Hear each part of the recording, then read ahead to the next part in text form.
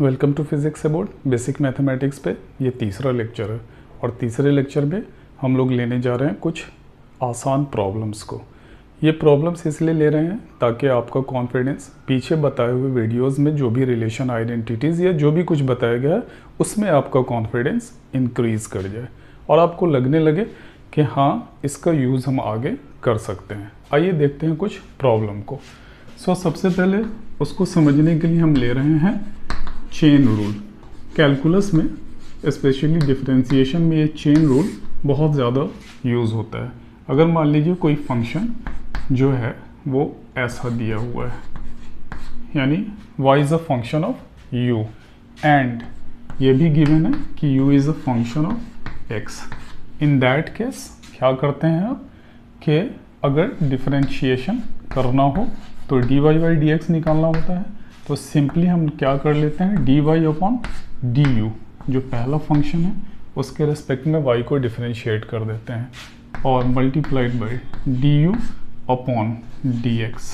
ठीक है, यानी अगले वाले फंक्शन को ये वाला जो x पे डिपेंड कर रहा है फिर उसको x से डिफरेंशिएट कर लेते हैं। ये एक तरीका है जो बहुत जनरली यूज़ होता है चेन रूल में। इसको समझते हैं क्वेश्चंस के थ्रू। आइए कुछ इजी क्वेश्चन, सिर्फ हमारा मकसद आपके कॉन्फिडेंस को इंक्रीज़ करना है। कॉन्फिडेंस आपका इंक्रीज़ हो जाएगा फिर no problem at all. Physics में जो आएंगे इस तरह के मैथमेटिक्स उसको आप आसानी से डील कर पाएंगे। आइए पहला क्वेश्चन लेते हैं। y is equal to ln 2x square plus 4। ठीक है, पहले क्वेश्चन में यही हमने लेना चाहा। क्यों? क्योंकि एक तो ये लॉग का फंक्शन है लेकिन सिंपल नहीं है, उसके अंदर ये जो ब्रैकेट में इस पूरे वैल्यू पे ये पूरा फंक्शन डिपेंड कर रहा है। आइए dy बाई dx निकालेंगे तो उसी चेन रूल का यूज़ करेंगे। देयरफॉर क्या हो जाएगा ये हमारा, एक तो सबसे पहले आप देख लीजिए हमारा जो गिवन फंक्शन है वो इस फॉर्मेट में है, लेकिन उसमें ये जो है वो अलग है। देयरफॉर हम क्या करेंगे, उसके रिस्पेक्ट में पहले इसको डिफरेंशिएट करेंगे। ओके, नाउ ये हमने ले लिया। अब इसको किसके रेस्पेक्ट में, ये पूरा का पूरा x पे डिपेंड कर रहा है, देयरफॉर इसको x से डिफरेंशिएट करेंगे।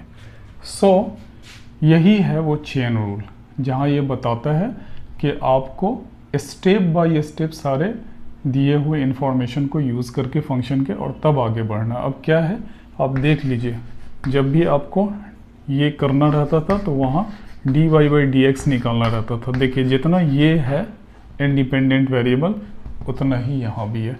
जितना लॉग के साथ ये जुड़ा हुआ है उतना भी उसके डिफरेंशिएशन में होना चाहिए था।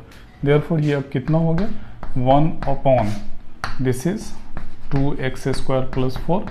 सीधे चले जाइए इस केस में जहाँ पर रिजल्ट कितना था, 1 अपॉन x था।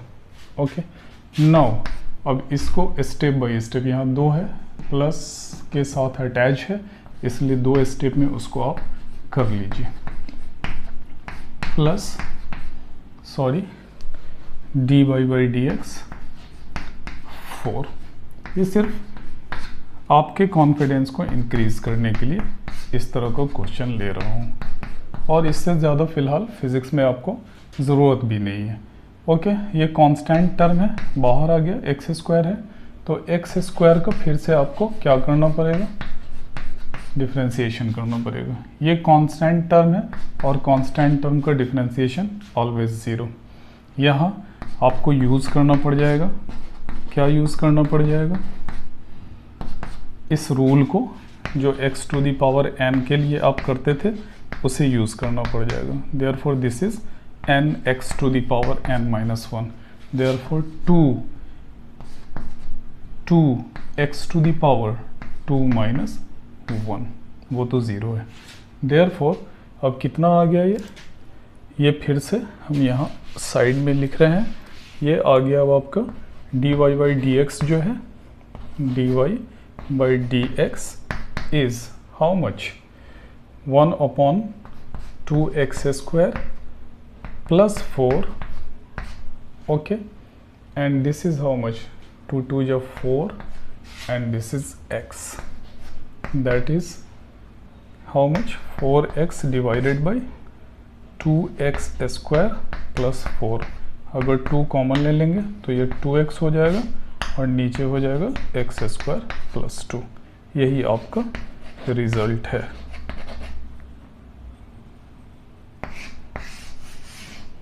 ओके, सो बस यही ध्यान रखना है कि जो फॉर्मूला आपके पास है उसको यूज़ कैसे करते हैं। Is that okay? नेक्स्ट हम लोग देख लें एक और इसी से रिलेटेड क्वेश्चन। वो क्वेश्चन लॉग से ही रिलेटेड देख लें। नेक्स्ट क्वेश्चन लॉग से ही related. If y is equal to ln sin x, okay, देख लीजिए ये एक अलग है ln sin x, x का पूरा जो वैल्यू है वो चेंज करते जाएंगे तो ln का वैल्यू चेंज करता जाएगा और फिर ln का वैल्यू चेंज करेगा तो दिए हुए टोटल फंक्शन का वैल्यू चेंज करता चला जाएगा। देयरफॉर अगर dy बाई dx हम निकालते हैं सो कितना हो जाएगा, d अपॉन ये दिया हुआ फंक्शन sin x जो हमने u के फॉर्म में आपको लिखा था और डिफरेंशिएट करना है कितना आपको, that is ln sin x, okay, and फिर से इसे करना है तो this is d sin x divided by dx। क्यों? क्योंकि ये वेरिएबल और ये वेरिएबल सेम हो गया है। Therefore this is equal to 1 upon sin x and sin x का डिफरेंशिएशन cos x। देयरफॉर ये कितना आ गया, cos x upon sin x is cot x, okay. उसी तरह अगर मान लीजिए कोई फंक्शन इस फॉर्मेट में हो, y is equal to x square sine 2x plus 3। देखिए मल्टीप्लिकेशन का केस है और मैंने इस केस को डील करके बताया हुआ था किसमें कि अगर दो फंक्शन हो ux एंड vx तो कितना हो जाएगा, उसका ux इंटू vx फॉर्मूला पिछले वीडियो में जाकर क्लियरली देख लीजिए, ये उसी फॉर्मेट में है। सो अगर आप एक को u मान लेते हैं एक को v मान लेते हैं तो आइए देखते हैं क्या करते हैं। फॉर्मूला हम बताते जा रहे हैं अभी, dy बाई dx, ओके, कितना हो जाएगा ये, dy बाई dx अगर यूज़ करेंगे तो ये हो गया आपका u। तो एक को मैंने बोला था ऐसे ही छोड़ दें स्पेयर और दूसरे वाले को क्या करें, डिफरेंशिएट कर लें।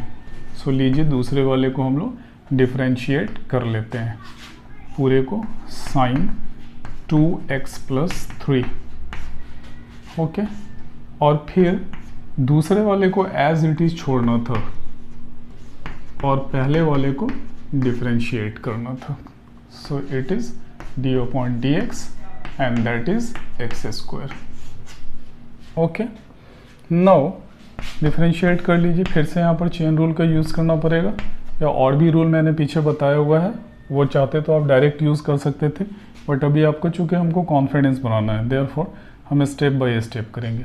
साइन का कितना हो जाएगा, साइन का डिफरेंशिएट कॉस हो जाएगा और उसमें ये अलग से फंक्शन है तो अब क्या करेंगे, हम इस फंक्शन को फिर से डिफरेंशिएट करेंगे, देयरफॉर ये 2 के बराबर हो जाएगा, ये तो 0 हो जाएगा, okay. Now this is sign 2x plus 3 और ये कितना हो जाएगा, डिफरेंशिएट होने के बाद 2x हो जाएगा, ठीक है। सो मैंने एकदम, चूँकि वो मुझे हमें ध्यान में रहता है, मुझे हमेशा ध्यान में रहता है, इसलिए ये चीज़ें आसानी से कर लेते हैं, ठीक है। आपको स्टेप बाय स्टेप करना है, सारे फंक्शंस को अलग अलग करना है और चेन रूल का यूज़ करके करना है। अब ये टोटल कितना हो गया, this is 2x square into cos 2x plus 3, ये 2 मैंने यहाँ ले लिया है, ठीक है। अब वहाँ कितना हो गया, 2x sign 2x plus 3, okay. देखिए 2x कॉमन आप ले सकते हैं, लेना चाहें ले सकते हैं, नहीं लेना चाहें नहीं ले सकते हैं, कोई इशू नहीं है इसके साथ। सो x cos 2x plus 3 plus 2x आपने कॉमन ले लिया है, therefore this is sign 2x plus 3। Okay, so step by step करते जाएं, रूल्स को ध्यान में रखें, फॉर्मूला ध्यान में रखें और ये बनता हुआ चला जाएगा। नेक्स्ट क्वेश्चन ले लेते हैं डिवाइड कोशेंट रूल से। कोशेंट रूल भी बताया हुआ है आपको। कोशेंट रूल में क्या करना है हमें, उसके हिसाब से एक क्वेश्चन वो भी ले लेते हैं, लेकिन इजी लेते हैं, बहुत ज़्यादा लेंदी नहीं।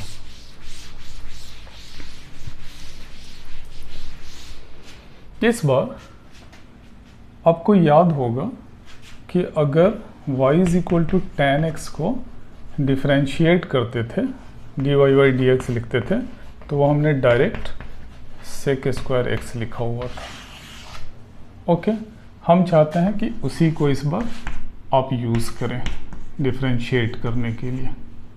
Is that clear? सो क्या टेन एक्स को हम लोग लिख सकते हैं sine x divided by cos x. Now इसको हमें डिफ्रेंशिएट करना है। So d y by d x कितना है, sine x upon cos x कितना आएगा वो, ये हमें निकालना है। सो देख लीजिए u x divided by v x के फॉर्म में आ चुका है, therefore d y by d x sine x divided by cos x. So मैंने क्या कहा था, डिनोमिनेटर को यूं ही छोड़ दें, ओके, एंड न्यूमरेटर को क्या कर लें, डिफरेंशिएट कर लें। ओके, उसके बाद न्यूमरेटर को यहाँ माइनस साइन के साथ न्यूमरेटर को यूं ही छोड़ दें और डिनोमिनेटर को डिफरेंशिएट कर लें और डिनोमिनेटर को नीचे स्क्वायर कर दें। ये लीजिए पूरा। Okay, so this is cos x, sine को डिफरेंशिएट किया तो वो भी कॉस हो गया, cos x minus this is sine x, और फिर से ये डिफरेंशिएट कर दिए तो वो माइनस साइन एक्स मल्टीप्लीकेशन में divided by cos square x. ये कॉस स्क्वायर एक्स हो गया मल्टीप्लाई होने के बाद, और ये माइनस माइनस प्लस हो गया, और ये मल्टीप्लाई होने के बाद साइन स्क्वायर एक्स हो गया divided by cos square x. So ये कितना हो गया, 1 divided by cos square x. Okay, now result is what, this is sec square x. आया रिजल्ट उतना ही, बट आपने एक पर्टिकुलर प्रोसीजर को आया रिजल्ट उतना ही, बट आपने एक पर्टिकुलर जो स्टेप है कोशेंट रूल का उसको फॉलो किया और ये रिजल्ट आ गया। ओके, अब आइए बढ़ते हैं थोड़ा सा लॉगरिथमिक फंक्शन की तरफ। वो भी बहुत अच्छा है और उससे समझ जाने से बहुत बार जो फंक्शन ऐसा लगता है कि डील नहीं होगा, वो भी फंक्शन हमारा डील हो जाता है। सो उसको भी हम लोग थोड़ा देख लें। मान लीजिए कि हमारा फंक्शन है y is equal to x पर पावर साइन एक्स, है ना। इसको डील करना तो थोड़ा सा लगता है कि डिफ़िकल्ट है। जब ऐसे केस में पावर वगैरह का यूज़ हो तब आप लॉग ले सकते हैं, ठीक है। सो दैट आप जानते हैं कि लॉग में अगर इस तरह का पावर होता है तो पावर क्या होता है, चला जाता है मल्टीप्लिकेशन में। ओके, सो इस रूल का आप यूज़ करेंगे, बट दोनों तरफ आपको लॉग लेना पड़ेगा। ln y is equal to ln x sine x। Is that clear? Now आप क्या इसको लिख सकते हैं, sine x into ln x, जो पावर में था वो मल्टीप्लिकेशन में चला गया। अब डिफरेंशिएट करना है। सो यहाँ पर तो डिफरेंशिएट करना है आपको x के ही रेस्पेक्ट में, चूँकि पूरा जो फंक्शन है वो x पे डिपेंड कर रहा है। Therefore this is ln y and dy by d x sine x into ln x। Okay, now ये तो हो जाएगा 1/y, लेकिन ये x पे किस तरह डिपेंड करता है वो आप ऐसे ही नहीं छोड़ सकते हैं, ठीक है, क्योंकि y तो डिपेंड देखिए कर ही रहा है x पर। सो कई बार होता है कि हम लोग सीधे अगर ऐसा लिखा हुआ रहता है और उसको डिफरेंशिएट करके हम लोग 1/x लिख के छोड़ देते हैं, बट यहाँ पर चूँकि ये y हमें लेकर चलना होगा। क्यों? क्योंकि x जो है वो डायरेक्टली यहाँ जो वेरिएबल है वो ये वेरिएबल नहीं है, देयरफॉर दोनों अलग अलग वेरिएबल है, तो हमें वो चीज़ इंक्लूडेड रखनी है। नाउ यहाँ आप मल्टीप्लिकेशन के हिसाब से देख लें, जो आपका रूल है मल्टीप्लिकेशन का। ओके, सो साइन एक्स को एज इट इज़ छोड़ दें और किसको डिफरेंशिएट करना है, दूसरे वाले टर्म को। फिर दूसरे वाले टर्म को एज इट इज़ छोड़ दें, किसको डिफरेंशिएट करना है, पहले वाले टर्म को, ठीक है। सो ये हमारा क्या हो गया, प्रोडक्ट रूल या मल्टीप्लिकेशन का रूल हो गया। Now this is ln x is 1/x, this is sin x, is that clear? Here it is ln x and this is cos x, is that clear or not? Now कितना हो जाएगा, यहाँ 1/y है and dy/dx है। ये तो आपका आ गया एक, लेकिन ये जाएगा मल्टीप्लिकेशन में, देयरफॉर dy क्रॉस मल्टीप्लाई कीजिए, that is equal to y into, और y कितने के बराबर है देख लीजिए। सो दिस इज y की जगह पर x to the power sine x, clear है, into 1/x sine x plus ln x cos x। Okay, और भी चाहें मल्टीप्लाई कर लें, आगे यूज़ कर लें। मल्टीप्लिकेशन से एक और क्वेश्चन ध्यान आ गया है लॉग से ही रिलेटेड, आइए उसको भी वहाँ पर हम मल्टीप्लाई करके दिखाएंगे। Let's see another question. So question सिर्फ इसलिए हम लोग डील कर रहे हैं सो दैट कि कॉन्फिडेंस में ये चीज़ आ जाए, हमारे जो कॉन्शियस माइंड है या सब कॉन्शियस माइंड है उसमें ये बात आ जाए कि ये जितने भी फॉर्मूला या जो भी रूल्स हैं वो ऐसे ही नहीं है। आइए लॉग पे एक और क्वेश्चन देख लेते हैं। ये है x to the power cos x, ठीक है, प्लस cos x पर पावर x। ओके, थोड़ा सा कॉम्प्लिकेट किया है क्वेश्चन को, तो हम क्या कहेंगे, इस तरह का अगर कॉम्प्लिकेशन हो तो पहले ही सेपरेट कर लीजिए, इसको fx मान लीजिए और इसको gx मान लीजिए, चूँकि दो अलग अलग फंक्शन हैं, अलग अलग टाइप का फंक्शन दिया हुआ है, ठीक है, तो मान लीजिए दोनों को, ठीक है। सो अब एक को डील कर लीजिए, fx is equal to this much, is that clear? So अगर हम अब इसको लॉग नहीं लेंगे तो काम हमारा नहीं चलेगा, देयरफॉर दिस इज, ये कितना आ जाएगा दोनों तरफ देख लीजिए, ठीक है। सो लॉग ले लिया, पावर इधर आ गया और ये ln x हो गया, डिफरेंशिएट कीजिए, डिफरेंशिएट करने के बाद ये क्या हो जाएगा, 1 upon how much fx into what is f dash x। सिर्फ डिफरेंशिएशन है, रूल अगर उसी को हम लिखते dy/dx करके तो यहाँ लिख नहीं सकते, नहीं तो आप कंफ्यूज कर जाइएगा क्योंकि y का इतना सारा वैल्यू है। ओके, अब ये है क्रॉस मल्टीप्लिकेशन में। सो करना क्या है क्रॉस मल्टीप्लिकेशन में, sorry not cross multiplication, okay. So y के टर्म में अगर लिखते तो ये बहुत सारा टर्म आ जाता है, उससे आपको कन्फ्यूज़न हो जाता। अब ये है हमारा मल्टीप्लिकेशन के फॉर्म में, देयरफॉर दिस इज dx कर लिया आपने,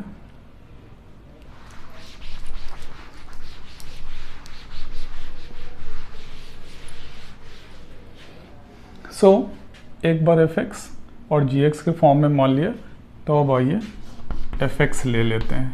कितना हमने माना हुआ, ये है। अब दोनों तरफ लॉग ले लेते हैं, तो this will become l n f x and ये लॉग लेने के बाद cos x l n x हो जाएगा। ठीक है, अब डिफ्रेंशिएट करेंगे दोनों तरफ एक्स के रेस्पेक्ट में। So d upon d x this much and यहाँ भी d upon d x this much. Okay, यहाँ क्या है, मल्टीप्लिकेशन के फॉर्म में है। ये कितना हो जाएगा, 1 upon F x f dash x. Okay, D F x लिखेंगे ना ऐसे करके, D F x upon d x, तो वो एफ डैश एक्स के फॉर्म में लिख दिया है। अब ये हो गया हमारा, एक को स्पेयर छोड़िए कॉस एक्स और एक को डिफ्रेंशिएट कीजिए 1 अपॉन एक्स, फिर दूसरे को स्पेयर छोड़िए और पहले वाले को डिफ्रेंशिएट कीजिए। कितना हो जाएगा कॉस एक्स का minus sine x. Is that clear? Now आपका क्या है, ये एफ डैश एक्स निकालना है। यहाँ पे आइए क्रॉस मल्टीप्लाई कीजिएगा, ये एफ एक्स इधर चला जाएगा। सो कितना हो गया F x, that is x. पहले ही आप लिख लीजिए यहाँ, चूँकि ये मल्टीप्लाई क्रॉस इधर गया तो x to the power cos x. Now ये देख लीजिए कितना है, cos x divided by x, और ये माइनस इस प्लस से मल्टीप्लाई हुआ तो minus. Okay, and this is sine x l n x. Okay, now हम चाहते हैं कि डिनोमिनेटर में जो x है उसका यूज़ कर लीजिए। So x to the power cos x, और ये कितना हो जाएगा, पूरा x हो गया। This is how much cos x, और ये मल्टीप्लाई होने के बाद x sine x ln x। Okay, now इसी चीज़ को हम थोड़ा सा और आपको करके दिखाते हैं। ये हो गया जब आप लिखेंगे f x f dash x, तो कितना हो जाएगा, ये x to the power cos x divided by x. ये थोड़ा और इधर शिफ्ट करके लिखते हैं। अब जब एफ डैश एक्स को लिखेंगे फिर से f dash x. Okay, so वहाँ कितना है, x to the power cos x है, और ये डिनोमिनेटर में x है, उसको हम एक साथ ले लेते हैं। And this is cos x minus x sine x l n x. Okay, ये देखिए दोनों का बेस सेम है, सो पावर सब्ट्रैक्शन में चला जाएगा। Okay, so this is x to the power cos x minus 1। बताया था आपको कि अगर ये ऐसा हो a to the power m divided by a to the power n, therefore in that case this is written so। Okay, चला गया वहाँ, और ये कितना हो गया, cos x minus x sin x ln x। Okay, so ये पहला निकल गया आपका f डैश x। अब उसी तरह आपको दूसरा भी कैलकुलेट करना पड़ेगा। नाउ देख लेते हैं दूसरे वाले को भी कैलकुलेट करके। दूसरा वाला जब कैलकुलेट करेंगे तो कितना आ जाएगा दूसरा वाला, उसको भी थोड़ा हम लोग देख लेते हैं। जी एक्स माना हुआ है हमने, सो लीजिए g x is equal to cos x पर पावर एक्स। दोनों तरफ ले लें एल एन जी एक्स, क्या ले लें, लॉग। देयरफॉर ये मल्टीप्लिकेशन में ला दिया इसको, ln cos x। अब दोनों तरफ डिफ्रेंशिएट करेंगे सेम प्रोसीजर को फॉलो करते हुए। So this is 1 upon g x.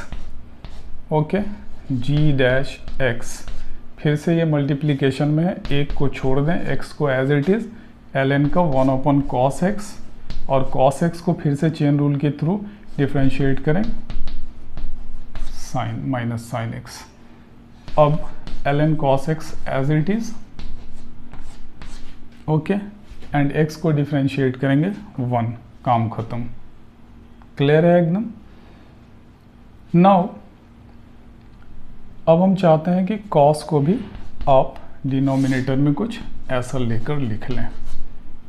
तो ये कितना हो जाएगा, हम पहले इसको लिख लेते हैं, पॉजिटिव है तो cos x ln cos x, okay. और यहाँ कितना हो जाएगा, minus x sin x। Is that clear? Now अगर आप g डैश x लिखेंगे तो देखिए ये क्रॉस मल्टीप्लाई होकर इधर जाएगा, कितना होगा, gx क्रॉस मल्टीप्लाई होकर जाएगा तो cos x और उसका पावर x, और ये डिवाइड में आ जाएगा cos x, और बाकी क्या बच गया, cos x ln cos x minus x sin x। Okay, यहाँ फिर से देखिए दोनों का बेस सेम है। सो अगर बेस सेम करके लिखें हम तो कितना हो जाएगा, यहाँ हम वाइप कर रहे हैं इसे, अगर दोनों को कंबाइन करके लिखें तो g dash x is now, base same है देयरफॉर वो सब्ट्रैक्शन में कुछ ऐसे चला जाएगा, ओके। एंड ये कितना आ गया, cos x ln cos x minus x sin x, okay. अब दोनों फंक्शन आपने निकाल लिया, fx का और gx का डिफरेंशिएशन निकाल लिया आपने। तो अब क्या बच गया, एक आपका ये आ गया था पहला और ये आ गया दूसरा। तो अब आपको क्या लिखना था, dy बाई dx। तो dy बाई dx कितना हो जाता है, वो हो जाता है f dash x plus g dash x। क्यों, क्योंकि दोनों समेशन में है, और समेशन या सब्ट्रैक्शन में रहता है तो सेपरेट सेपरेट करके डिफरेंशिएट करके ऐड कर दीजिए। सो वो कितना आ गया हमारा, x to the power cos x minus 1 into cos x minus x sin x ln x, okay. And g dash x कितना आपने निकाला हुआ है, this is cos x x to the power, sorry cos x पर power x minus 1, and that is जो value है उसके बाद वो लिख दीजिए, minus x sin x, that's enough, ये लीजिए, ओके। सो देख लीजिए, अगर स्टेप्स में कहीं भी गलती हो जाए, चाहे वो आपके या मेरे, गलतियां एक बार हो गई तो वो पीछा करते हुए चली जाएंगी आगे तक, ठीक है। सो हमारा उद्देश्य सिर्फ ये है कि आप ये समझ लीजिए कि प्रोसीजर को फॉलो करेंगे तो रिज़ल्ट हमारा आएगा ही आएगा। अगर प्रोसीजर पर्टिकुलरली कहीं पर भी थोड़ा सा भी लिखने में भी गलत हो जाता है, प्लस माइनस या साइन के इधर उधर होने से भी, तो वो पूरा प्रोसेस आपको फेल कर जा रहा है। हाँ, ये बात अलग है कि आपने प्रोसेस सही लिया है, बट गलती हो जाएगी आपसे। नाउ एक अलग टाइप का हम देखते हैं अब,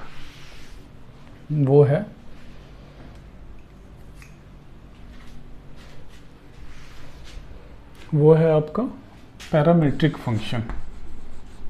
पैरामीट्रिक फंक्शन में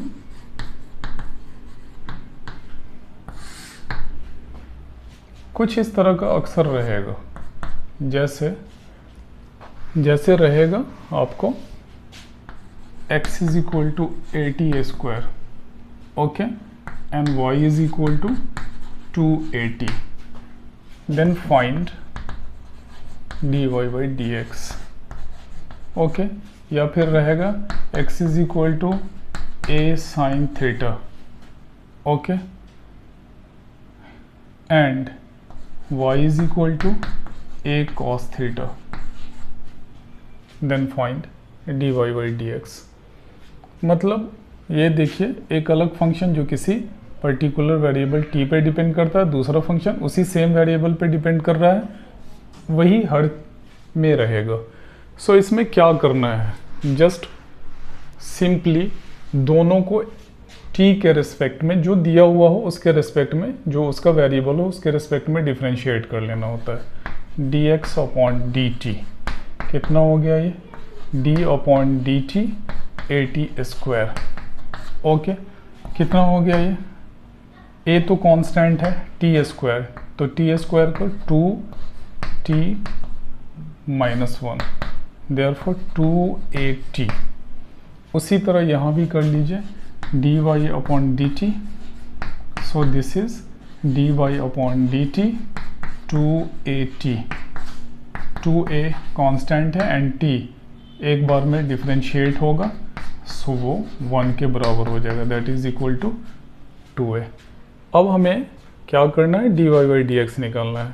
सो dy बाई dx को क्या हम लोग लिख सकते हैं, dy upon dt into dt upon dx। देखिए t से t कैंसिल आउट हो गया, सो ये क्या हो गया, रेसिप्रोकल हो गया। इन that case dy by dt को पहले रख दीजिए आप, जो इन्फॉर्मेशन आपने निकाला हुआ है उसको, and then dx upon dt वो चला जाएगा रेसिप्रोकल में 280। 2a से 2a cancel out, this is 1 upon t। So this is called parametric function. So chain rule देख लिया हमने, लॉगरिथमिक फंक्शन देख लिया, पैरामेट्रिक फंक्शन देख लिया। अब एक आप इन्वर्स का देख लेते हैं, और इसी तरह से आप सबको करते जा सकते हैं। मैं बार बार कहता हूँ कि प्रॉब्लम्स हो, न्यूमेरिकल्स हो, इनकी कोई लिमिट्स नहीं है, जितना चाहो आप उतना बना सकते हो। नाउ क्वेश्चन है किसका, इन्वर्स का हम लेना चाहते हैं। इन्वर्स फंक्शन में बहुत सारी बातें हमने पीछे, बातें मतलब फॉर्मूला बताया हुआ है आपको। नाउ एक क्वेश्चन देखिए इसका किस टाइप से होगा। क्वेश्चन ये है कि y is equal to tan inverse, okay, 3x minus x cube by 1 minus 3x²। Okay, अब इसको डिफरेंशिएट करना है। अब आप देखेंगे, अरे tan को लेंगे फिर पूरा डिफरेंशिएट करेंगे, u बाई वी के फॉर्मेट में आ जाएगा और लंबा काम करना चलेगा। सो अब आप देखेंगे इस केस में कि अरे tan इनवर्स करना पड़ेगा, फिर u बाई वी का फॉर्मेट है उसमें लेके जाना पड़ेगा, और एक लेंदी प्रोसेस आपको फॉलो करना पड़ेगा। सो नहीं करना है लेंदी प्रोसेस, इसको पहचानिए। आप जानते हैं कि tan 3a is equal to 3 tan a minus tan QA divided by 1 minus 3 tan² a। होता है या नहीं होता है, बिल्कुल होता है। सो इन दैट केस अगर आप यहाँ पर दिए हुए x को ही tan मान लें, let x is equal to tan theta, okay, then ये क्या हो जाएगा पूरा, ये हो जाएगा tan inverse 3 tan theta minus tan Q theta divided by 1 minus 3 tan² theta। Is that clear? Now this tan inverse is equal to, sorry, tan inverse and ये पूरा जो ब्रैकेट के अंदर है वो इक्वल हो गया tan 3 थीटा। सो ये जो इन्वर्स और ये रिलेशन है वो एक दूसरे को कैंसिल आउट कर देता है और ये सिर्फ बचा रह जाता है। ओके, तो अब तो आप यहाँ तक पहुँच गए, ठीक है। क्या अब आप इसको लिख सकते हैं, theta is equal to tan inverse x, देखिए लिख सकते हैं या नहीं लिख सकते हैं, बिल्कुल लिख सकते हैं। इसका मतलब ये कितना हो गया, 3 tan इनवर्स x। अब y अब कितना आ गया, y अब आ गया 3 tan इनवर्स x। अब डिफरेंशिएट कर लीजिए, dy by dx is equal to what is, 3 तो कांस्टेंट है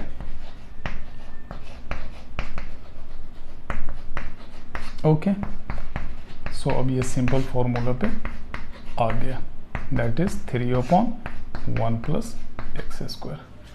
सो फार्मूला याद रहने का यही फ़ायदा होता है।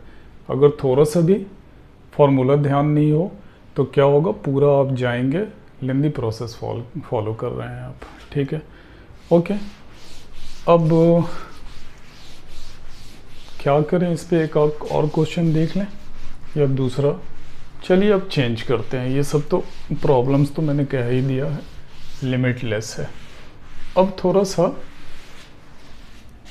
dy बाई डी एक्स पे जो हमारा मैक्सिमा मिनिमा का केस है, ठीक है, मैक्सिमा मिनिमा का जो हमारा केस है वो हम लोग देख लें। एक बहुत इंटरेस्टिंग क्वेश्चन मेरे ध्यान में आ गया। एक मानकर चलिए कि कोई कार्डबोर्ड है जिसकी लेंथ 24 सेंटीमीटर एंड ब्रेथ मतलब स्क्वायर फॉर्म में है। ओके, तो बोल रहा है कि उसे कट कर दिया गया है by x centimetre from every corner in the square form. Okay, ये आपने कट कर लिया है from every corner in the square form. कितना से? x सेंटीमीटर से आपने कट कर लिया है हर जगह। ओके, अब आप चाहते हैं कि उससे मोड़ कर एक कंटेनर बना दिया जाए, एक छोटा सा डब्बा बना लिया जाए। तो ये देखिए कटने के बाद कैसा शेप आ गया है। ये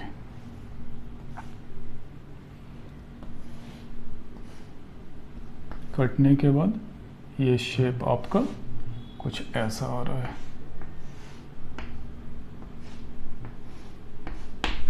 ठीक है, तो अब उसको मोड़ कर एक डब्बा बनाना है। डब्बा आपका ये रहा डब्बा, आप चाह रहे हैं उससे एक डब्बा बना लें।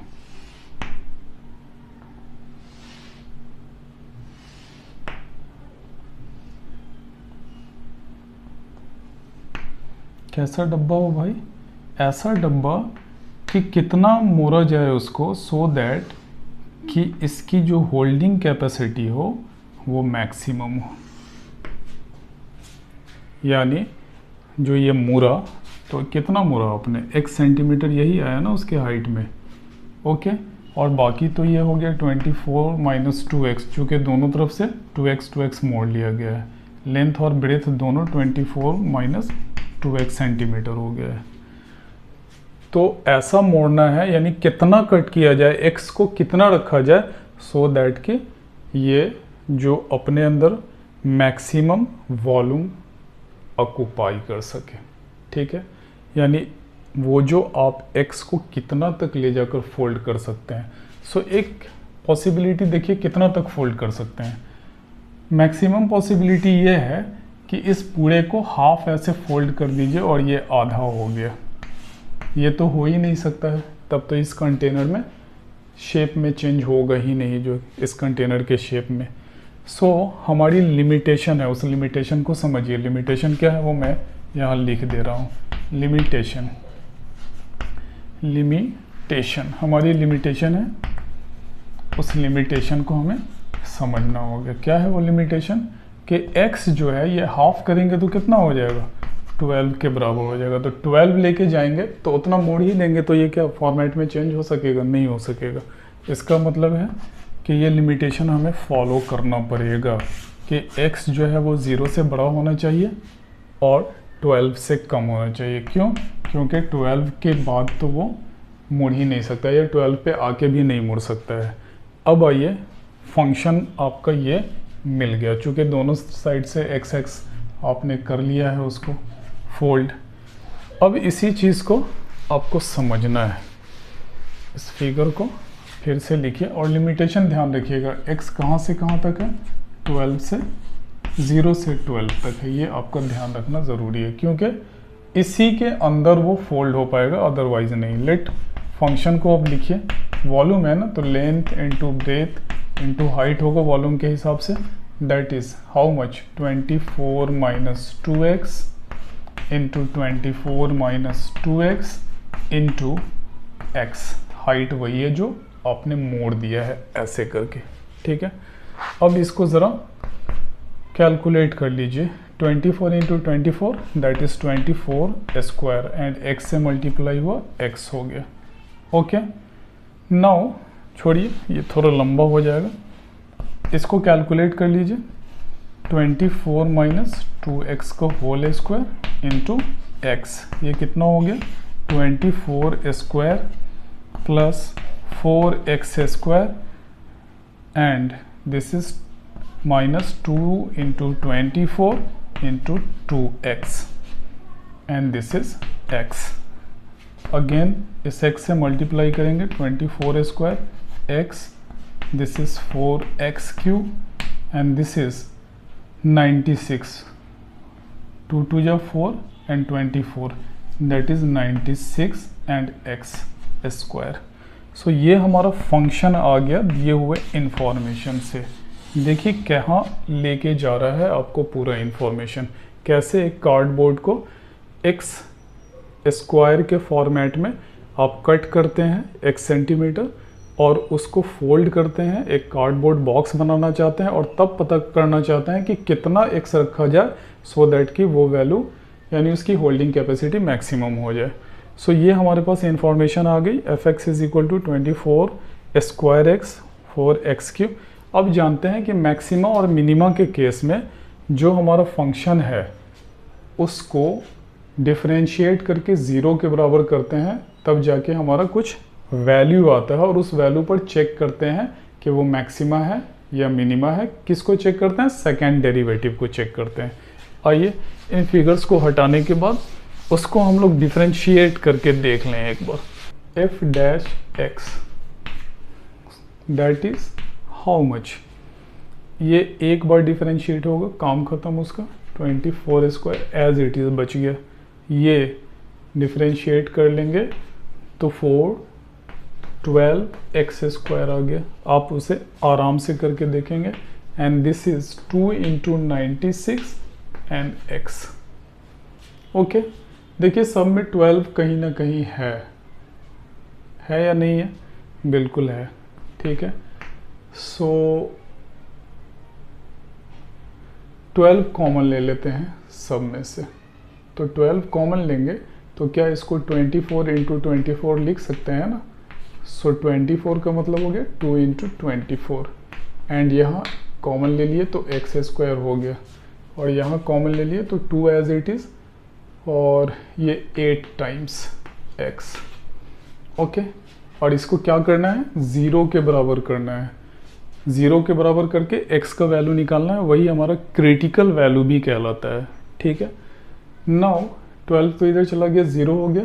अब इसको सबको हम सजा लेते हैं, x square minus 16x and this is 48 that is equal to 0। इस 0 को हमने इधर लिख लिया है। अब इसको फैक्टराइज कर लीजिए एक्स स्क्वायर और ये 48 है तो 12x minus 4x plus 48 that is equal to 0। x common ले लिए तो कितना हो गया? x माइनस 12 और यहाँ माइनस 4 कॉमन ले लिए तो that is x minus 12। Therefore ये कितना हो गया? x minus 12 and x minus 4 that is equal to 0। So इधर x क्या हो जाएगा? इधर x हो जाएगा 12 के बराबर और x कितने के बराबर हो जाएगा? 4 के बराबर हो जाएगा।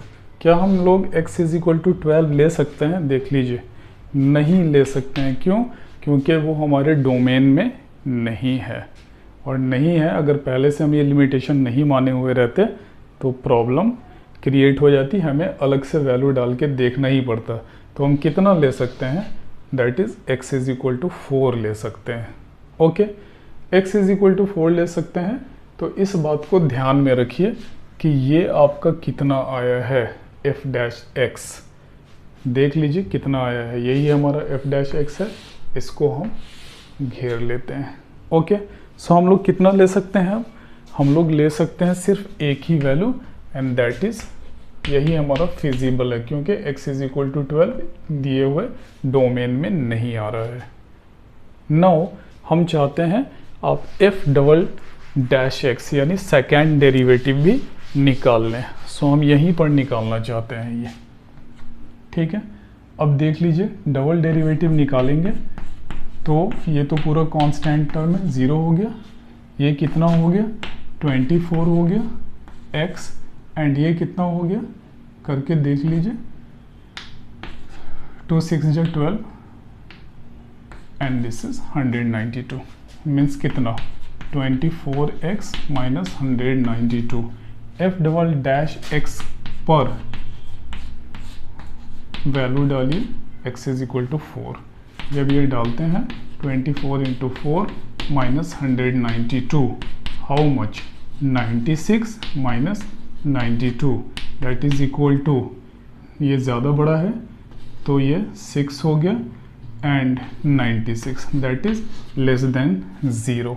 इसका मतलब है कि मैक्सिमा कहाँ है, किस क्रिटिकल पॉइंट पर मैक्सिमा है, मैक्सिमा किस पे है, maxima is at critical point कहलाता है, याद रखिएगा, जिस पर आप फर्स्ट डेरिवेटिव को 0 करके वो पॉइंट खोजते हैं। Maxima is at critical point x is equal to 4। Is that clear? So maxima कहाँ पे है, वो क्रिटिकल पॉइंट पे है जहाँ पर x 4 के बराबर है। क्यों? क्योंकि वो लेस देन 0 आ गया, और अगर डबल डेरिवेटिव लेस देन 0 आता है तो वो मैक्सिमा हो जाता है। अब इसका मतलब x इज इक्वल टू 4 आपका जो पॉइंट है वहाँ पर दिया हुआ जो कार्डबोर्ड है उसकी कैपेसिटी मैक्सिमम हो जाएगी। देखिए वैल्यू डाल के, वॉल्यूम तो आपका यही है, वहाँ डालिए या यहाँ डालिए, कहीं भी डालिए, आप डाल लीजिए वैल्यू और देख लीजिए कितना आता है। सो हम यहीं डालते हैं 24 minus 2 into 4 whole square into 4, value डालें x is equal to 4 that is 24 minus 8। Now कितना हो गया ये 16 स्क्वायर, एम आई राइट? या okay, so this is how much 16 into 64 and that is why this is 4 and this is 102। देख लीजिए यही है आपका। सो अगर आप मैक्सिमम मिनिमम का केस नहीं समझ पाएंगे फिर दिक्कत है इन सब चीज़ों को कैलकुलेट करना।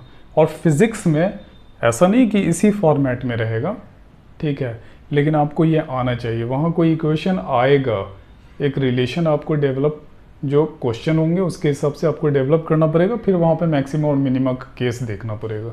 और मैक्सिमा और मिनिमा का केस जब आप देखेंगे तब जाकर ये रेलिवेंट होगा वहाँ पर ये प्रोसेस, ठीक है।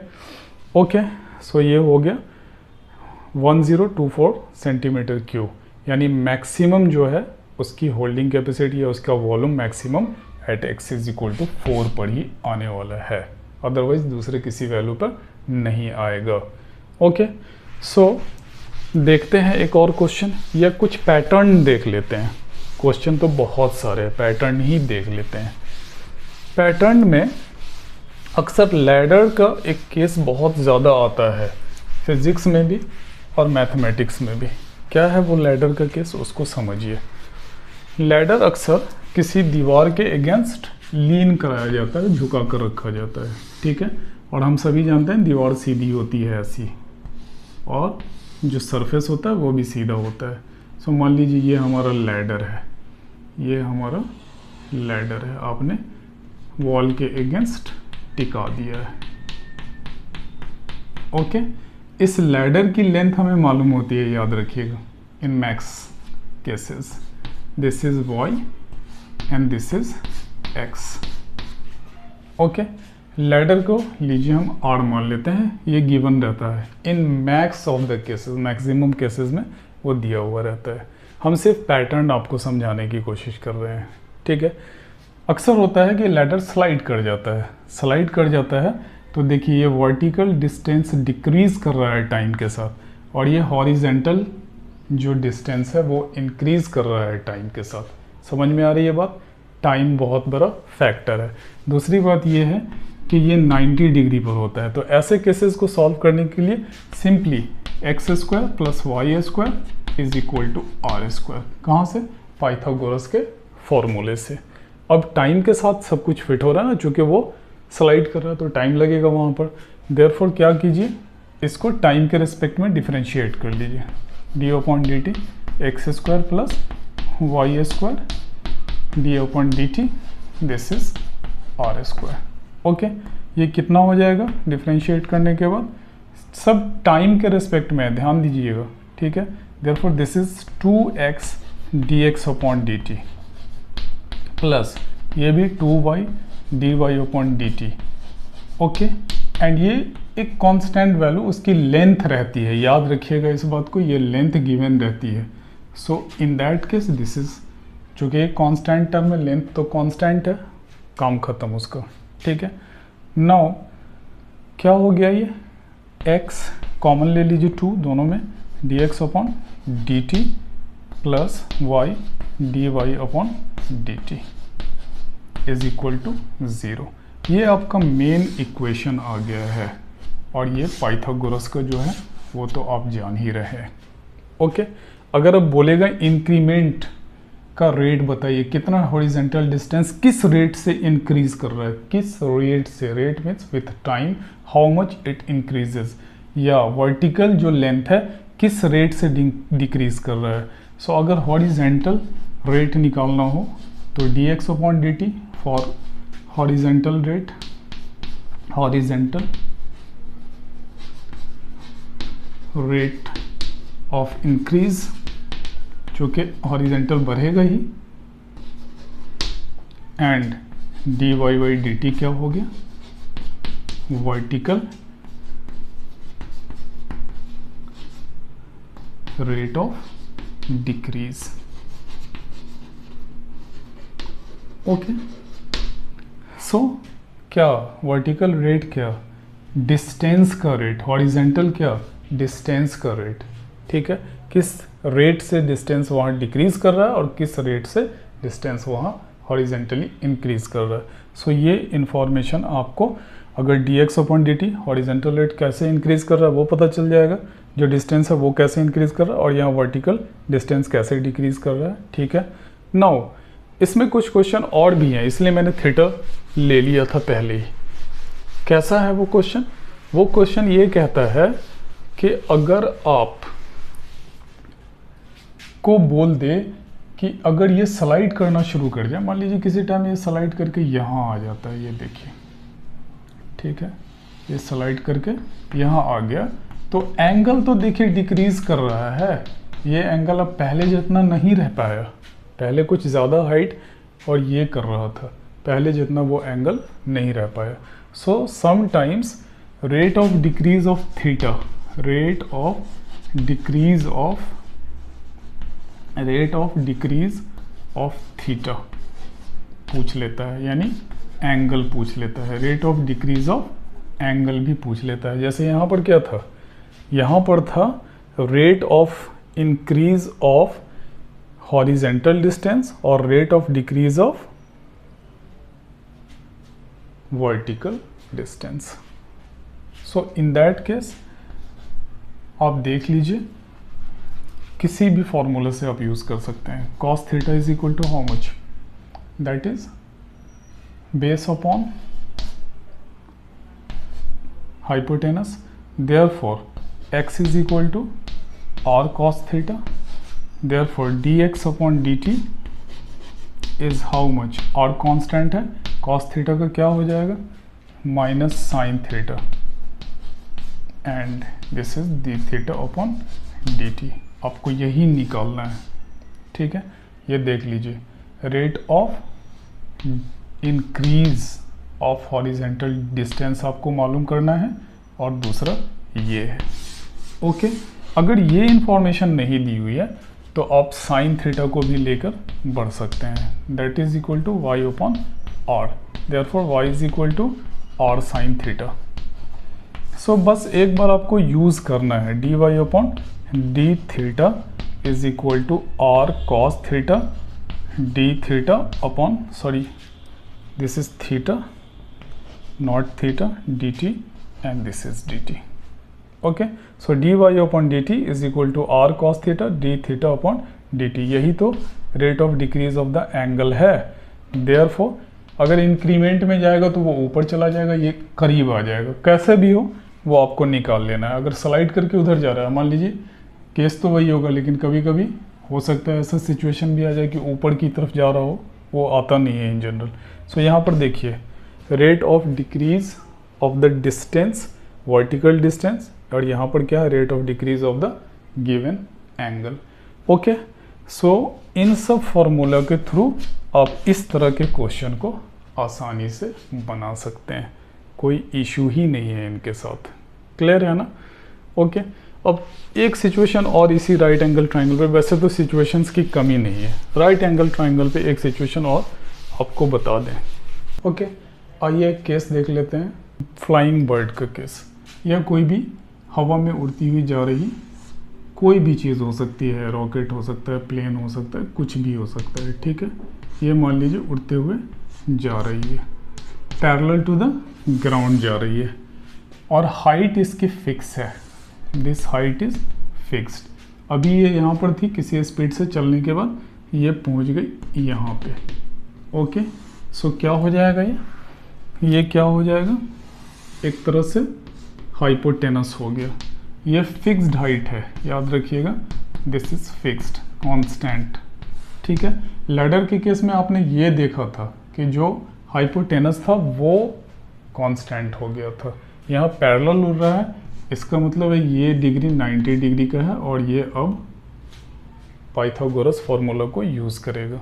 सो अगर हम इसको x मान लेते हैं, सॉरी y मान लेते हैं, इसको x मान लेते हैं और इसको लेंथ मान लेते हैं, तो इन दैट केस क्या हो जाएगा, x square plus y square is equal to l square.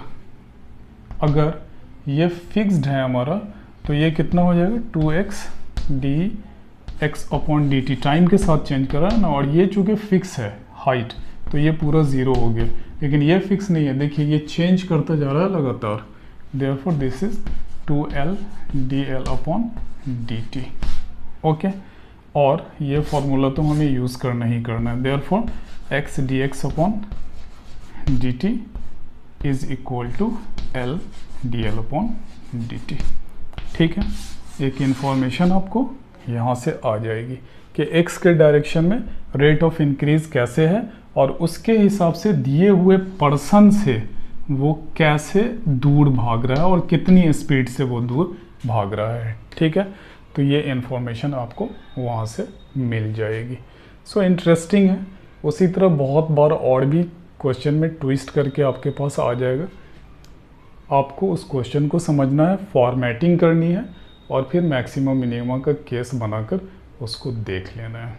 Okay, सो आइए एक छोटा सा, हम भूल गए थे उस दिन बताना, बहुत सारी आइडेंटिटीज़ जब हमने बताई थी तो ये चीज़ नहीं बताया था, स्पेशली ट्रिगोनोमेट्रिक आइडेंटिटीज़ में हम लोगों ने सिर्फ राइट एंगल ट्राइंगल पे ही बात की थी। अपने फर्स्ट वीडियो में हमने जो बात की थी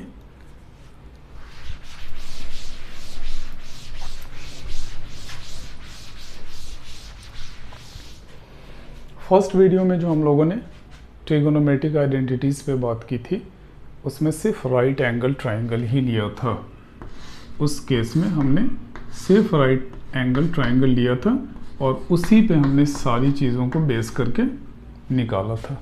बट अगर कभी कभी राइट एंगल ना हो तब आप क्या करेंगे, अगर कभी कभी कोई ट्राइंगल राइट एंगल ट्राइंगल ना हो तो क्या करेंगे, ये राइट एंगल ट्राइंगल नहीं है, तो सबसे पहले आप एंगल्स को डिसाइड कर लें, A, this is B and this is सी।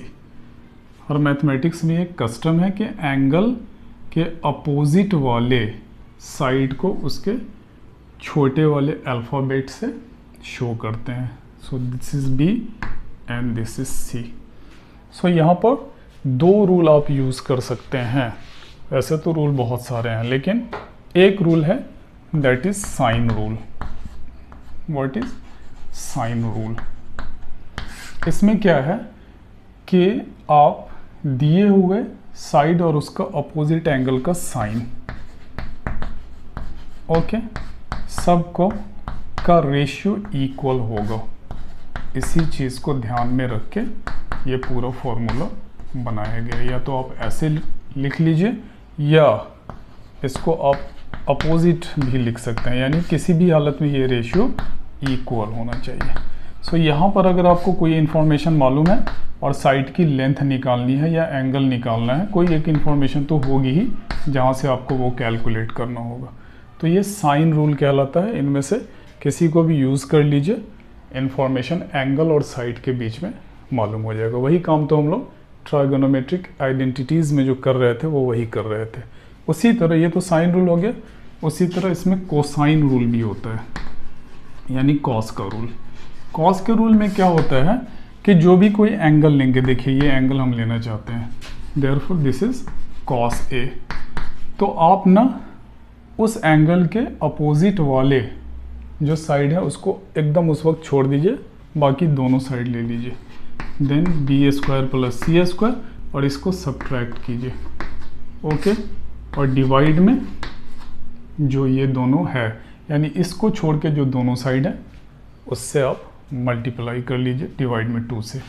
उसी तरह अगर कॉस बी लिखना हो तो यहाँ से भी आपको एंगल पता चल जाएगा। Cos b is equal to a square plus c square, जो एंगल में हो ना उसको सब्ट्रैक्ट कर दीजिए और नीचे ये लेकर चले जाइए। उसी तरह कॉस सी में क्या हो जाएगा, A square plus B square minus C square divided by 2ab।